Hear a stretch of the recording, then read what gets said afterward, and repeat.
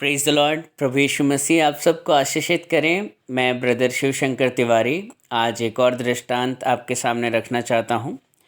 आज हम पढ़ेंगे मत्ती की किताब उसका 8वां अध्याय और उसकी 23 आयत से लेकर। यहाँ लिखा है, जब वह नाव पर चढ़ा तो उसके चेले अर्थात यीशु मसीह के चेले उसके पीछे हो लिए, और देखो झील में एक ऐसा बड़ा तूफान उठा कि नाव लहरों से ढकने लगी और वह सो रहा था। तब चेलों ने पास आकर उसे जगाया और कहा, हे प्रभु, हमें बचा, हम नष्ट हुए जाते हैं। तब उसने उनसे कहा, हे अल्पविश्वासियों, क्यों डरते हो?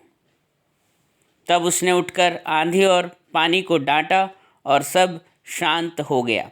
यहाँ मैं आपका ध्यान इस वचन पर ले जाना चाहता हूँ जहाँ पर लिखा है और वह सो रहा था। लेकिन अगर हम वचन को पढ़ते हैं तो वचन हमें ये बताता है कि जो परमेश्वर है वो न कभी सोता है न कभी ऊँघता है। वो निरंतर, उसकी आँखें जो हैं इस पृथ्वी पर घूमती रहती हैं और वो उन लोगों को ढूंढता रहता है जो उसकी आराधना आत्मा और सच्चाई से करते हैं। वचन में लिखा है कि वो हमेशा धर्मियों को, अपने बच्चों को निहारता रहता है और उसके कान, उसके स्वर्ग के दरवाजे हमेशा उनके लिए और उनकी प्रार्थनाओं के लिए खुले रहते हैं। लेकिन कई बार परमेश्वर जानबूझकर ऐसा आप कह सकते हैं कि प्रतीत करता है कि वो सो रहा है। वास्तव में यीशु मसीह उस वक्त सो नहीं रहे थे। वो आँख बंद करके चुपचाप ये देखना चाहते थे कि मैं आज देखूं तो सही कि मेरे चेलों को मुझ पर और मेरे नाम पर कितना विश्वास है। कई बार हम भी कुछ परिस्थितियों में पड़ते हैं, लगता है परमेश्वर सुन नहीं रहा है। क्या परमेश्वर सो रहा है? क्या परमेश्वर ने अपने कान बंद कर लिए? नहीं। जैसे यहाँ प्रभु यीशु मसीह सो नहीं रहा था, लेकिन वो सोने का एक कह सकते हैं एक तरह से एक जो है नाटक सा कुछ कर रहे थे, और वो इसलिए कर रहे थे कि वो परीक्षा लेना चाहते थे अपने चेलों की कि उनके अंदर कितना विश्वास है। और हम देखते हैं प्रभु उठकर क्या बोलते हैं, हे अल्पविश्वासी, तेरा विश्वास कहाँ रहा?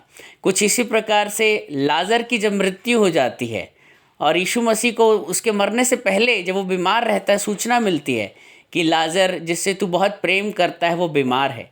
तब यीशु मसीह को जहाँ पर ये सूचना मिलती है वहाँ प्रभु 2 दिन और जानबूझकर ठहर जाते हैं। 2 दिन और नहीं जाते वहाँ, और फाइनली क्या होता है, लाजर मर जाता है। और उसके बाद जब यीशु मसीह लाजर की तरफ बढ़ते हैं, उसके गांव की तरफ, तब उसकी बहन जो है वो दौड़ कर आती है। वो कहती है, प्रभु, यदि तू यहाँ होता तो मेरा भाई कभी नहीं मरता। कई बार परमेश्वर जानबूझकर जहाँ उन्हें होना चाहिए वहाँ नहीं आते। क्यों? क्योंकि वो आपके अंदर के विश्वास को देखना चाहते हैं। और प्रभु बाद में क्या कहते हैं उस बहन को? वो कहते हैं, मैंने तुझसे ना कहा था कि यदि तू विश्वास रखेगी तो परमेश्वर की महिमा को देखेगी। कई बार परमेश्वर आपके अंदर छुपे विश्वास को देखने के लिए जानबूझकर ठहर जाते हैं आपको छुटकारा देने से। वो बोलते हैं, रुको रुको रुको, छुटकारा तो मैं इसे दूंगा ही, लेकिन थोड़ा रुक कर देखते हैं कि इसके अंदर कितना विश्वास है। और हम देखते हैं कि बाद में क्या होता है।